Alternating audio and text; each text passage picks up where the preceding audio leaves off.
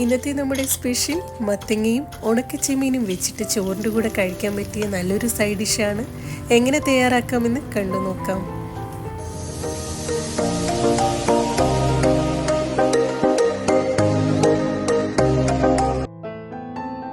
നമ്മുടെ കറിക്ക് ആവശ്യമായ 400 ഗ്രാം മത്തങ്ങ നന്നായി കഴുകി ക്യൂബ്സായി അരിഞ്ഞെടുത്തിട്ടുണ്ട്.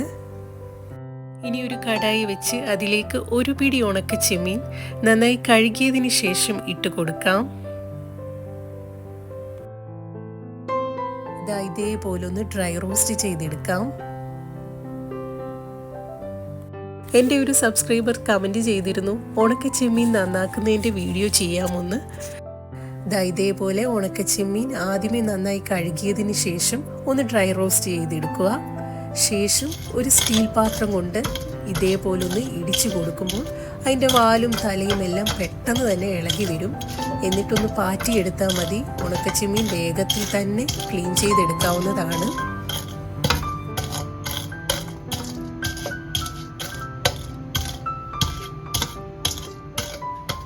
ഇനി ഒരു മൺചട്ടി വെച്ച് അതിലേക്ക് കഴുകി വൃത്തിയാക്കിയ മത്തങ്ങ ഇട്ട് കൊടുക്കാം. കൂടെ തന്നെ 1/2 ടീസ്പൂൺ മഞ്ഞൾപ്പൊടിയും പാകത്തിന് ഉപ്പൂടെ ചേർത്ത് കൊടുക്കുന്നുണ്ട്.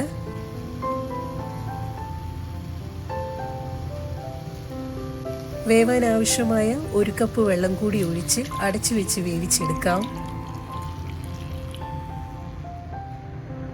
മത്തങ്ങയൊന്ന് വെന്തു വരുന്ന സമയം നമുക്കൊരു അരപ്പ് തയ്യാറാക്കാം. അതിനായി ഒരു മിക്സിയുടെ ജാറിലേക്ക് 1 കപ്പ് തേങ്ങ ചിരകിയത് ഇട്ട് കൊടുക്കാം.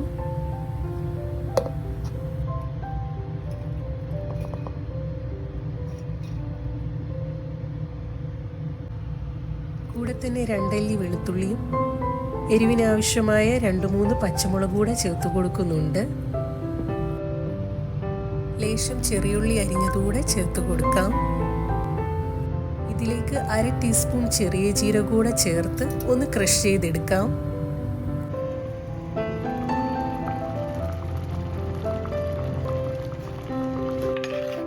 മത്തങ്ങയൊക്കെ നന്നായി വെന്തു വന്നിട്ടുണ്ട്.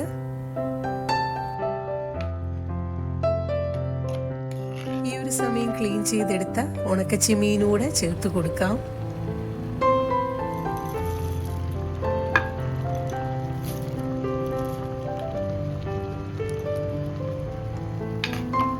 ഉണക്കച്ചെമ്മീൻ ചേർത്തതിന് ശേഷം അടച്ചു വെച്ച് വേവിച്ചെടുക്കാം.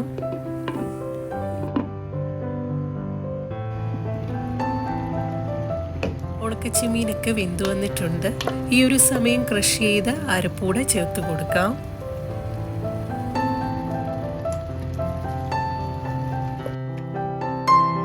എല്ലാം കൂടെ നന്നായി ഒന്ന് മിക്സ് ചെയ്തെടുക്കാം.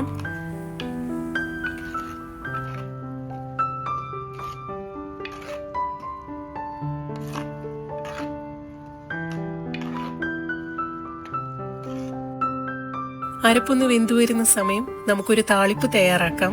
അതിനായി ഒരു ചെറിയ കടായി വെച്ച് അതിലേക്ക് 2 ടേബിൾ സ്പൂൺ വെളിച്ചെണ്ണ ഒഴിച്ചു കൊടുക്കാം.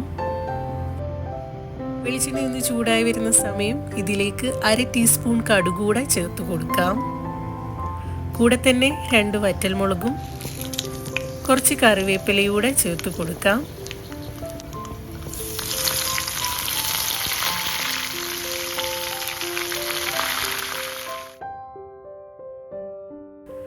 ഇത്രയേ ഉള്ളൂ. മത്തങ്ങയും ഉണക്കച്ചെമ്മീനും വെച്ചിട്ടുള്ള റെസിപ്പി ഇവിടെ തയ്യാറായിട്ടുണ്ട്.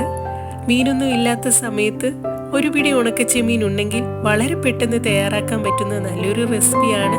ഇങ്ങനെ ട്രൈ ചെയ്യാത്തവരുണ്ടെങ്കിൽ തീർച്ചയായിട്ടും ട്രൈ ചെയ്ത് നോക്കുക. നിങ്ങളുടെ വിലയേറിയ നിർദ്ദേശങ്ങൾ കമൻറ്റ് ബോക്സ് വഴി രേഖപ്പെടുത്തണം. പുതിയൊരു വീഡിയോയുമായി നമുക്ക് വീണ്ടും കാണാം. നന്ദി, നമസ്കാരം.